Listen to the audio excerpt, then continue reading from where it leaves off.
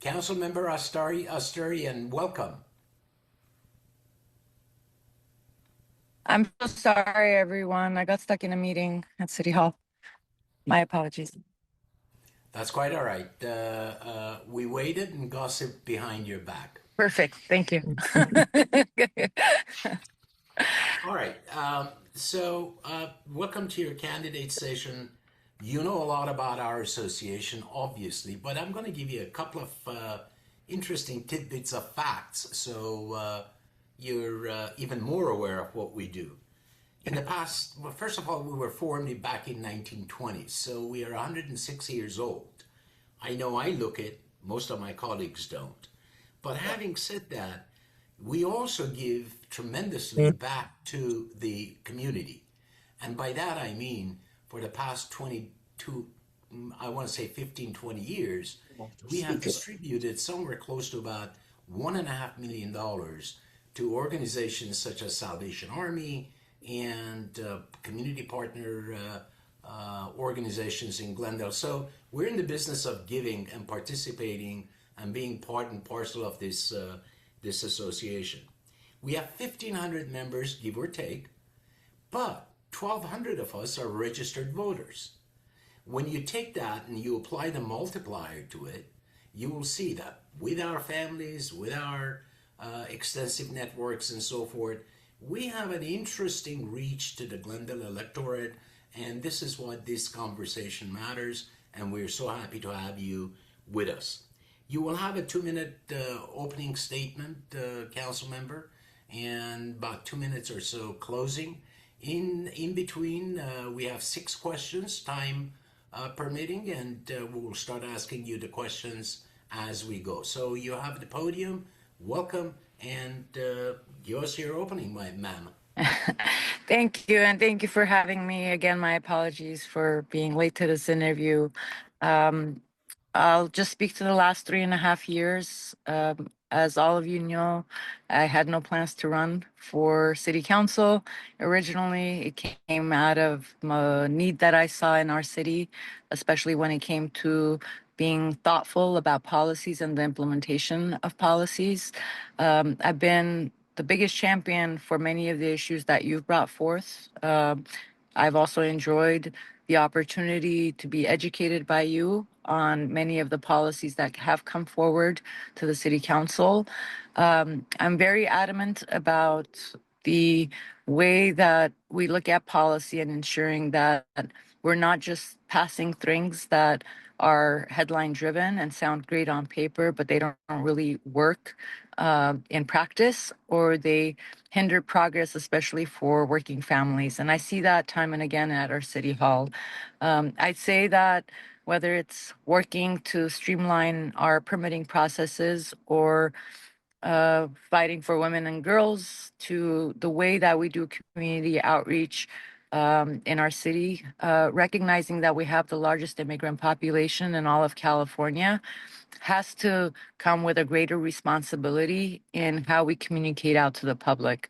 And so I think that, when I look at the next 4 years, there's roughly about 55 items that I've proposed for the last 3.5 years that I'm still waiting for it to come back. And some of those things also include things that are going to be impacting your membership and all of us here in Glendale, including how we're looking at housing and the housing market, what we're doing with our lots, what we're doing to generate more revenue, but also ensuring that we are creating programs that keep Glendale affordable for those that have lived here.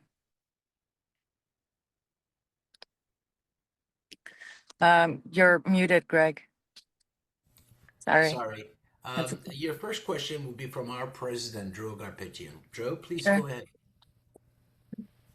Hi, Ellen. Thank you for joining us today. My question will be on revenue measures to address Glendale's projected structural budget deficit. Some have proposed placing various revenue measures.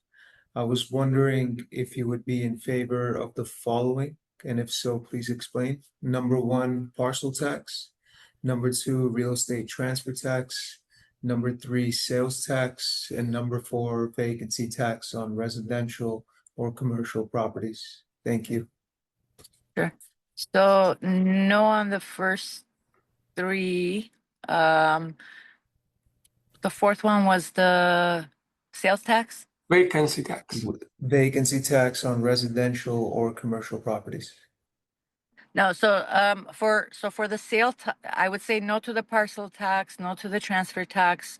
These items have actually been in front of council, and I've adamantly like spoken against them. The sales tax, for me, is only if the county is going to come in and try to get the tax themselves. That is the only time that I would support a sales tax, because what I don't want to end up happening is for them to come in and tax our residents, and then we end up having to get less back, just like we have with previous measures. That is the only way that I would ever support a sales tax. For the vacancy, whatsoever, but I am interested in us exploring the commercial vacancy tax for specifically for storefronts in certain zones. I don't know much about it, to be honest with you. I want to explore this, and this is something that I would hope that we can also have conversations about. I am very much concerned about our mom and pops and our small businesses not being able to afford their rent. I've made comments like, how many pancakes do you have to be able to sell to be able to keep your doors open when your rent is going up to $15,000, $20,000, $30,000 a month in some of these areas. And so, if it's not that, then, looking at how we designate different areas. I know some other cities have done that. I'm not looking for it to be across the board in our city, but again, very exploratory at this moment. And I think this is where you guys would also be coming in with insight. Thank you. And your second question, Council Member Ellen, will come from the chair of our LGLR and our past president, Eddie Minasian. Good morning, Councilwoman. How are you? Good. How are you doing? All right. So my question to you is regarding council district elections. Do you support or oppose transitioning Glendale from at-large elections to district-based council elections, and why? And if you support districts, how many should Glendale have, and what criteria should guide the map? If you oppose districts, how would you address the city's CVRA exposures and potential litigation costs? So I'll say that I initially was for council districts. I still think that there's potential for us to go there. I have no confidence in the current process that we have put in place. I have no confidence in the maps that were drawn out. If any of you were following that, I actually was the one that halted it moving forward, because I don't think it did proper outreach to our ethnic communities in Glendale. They had gone, and I have a whole set of issues with the consultant that's working on it and the way that they've been doing community outreach. And this is actually something that's my background. I actually worked on drawing maps and so forth and making recommendations when Ochoa was here back in the day.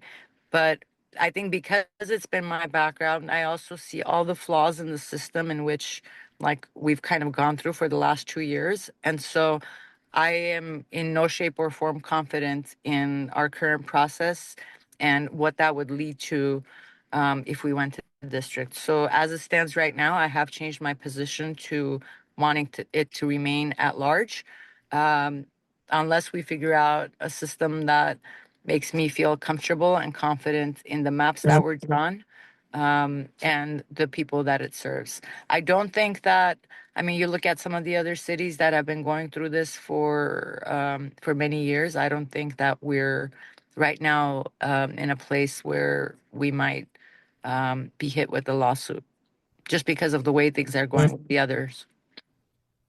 Thank you.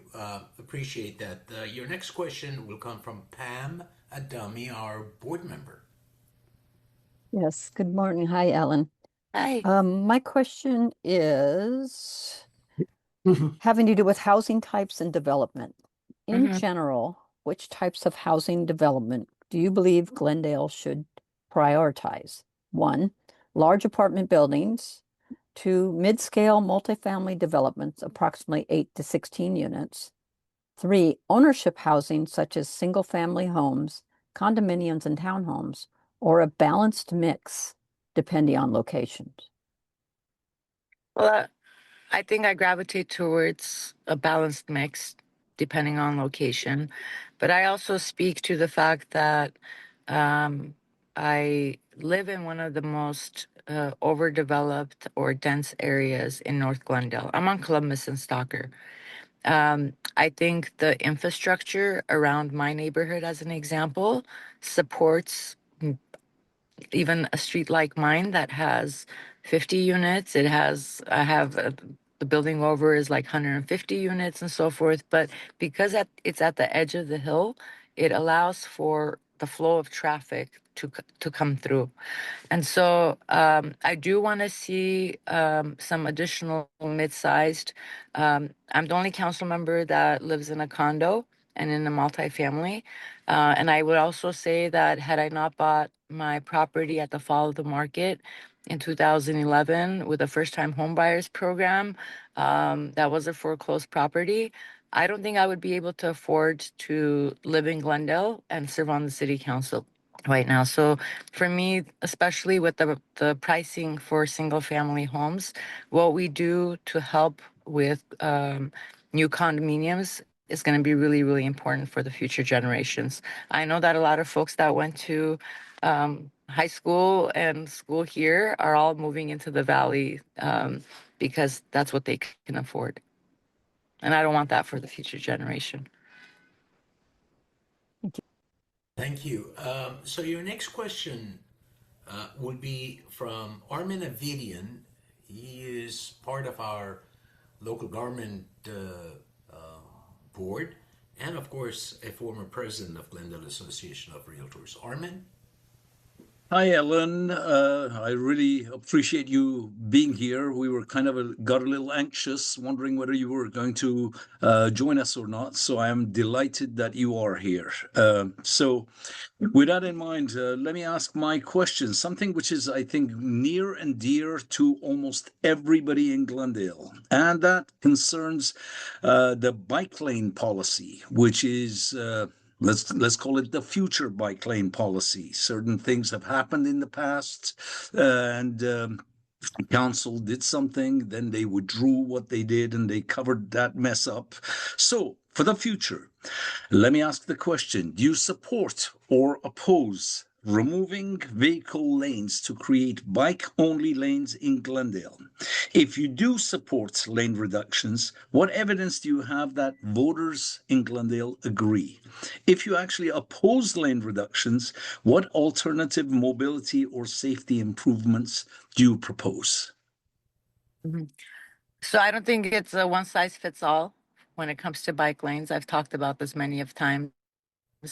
I was one of the council members that supported, and then I was also the one that voted against having the brand project move forward. I will say that I will never support another demonstration project again. And the reason for that is because demonstration projects, what we saw with North Brand, are not actual to reality what you're going to get at the end. They look like a construction zone. You're not able to put in things that you actually would have at the end.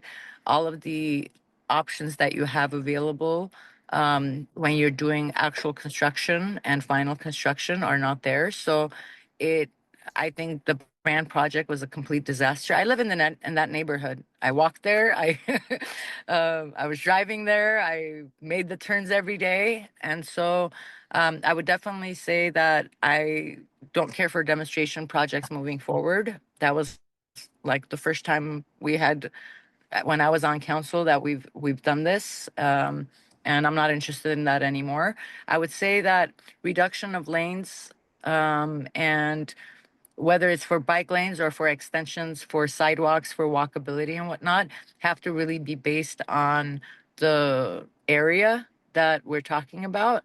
I would also say that I'm somebody, I've said this time and again, my dad's a big biker.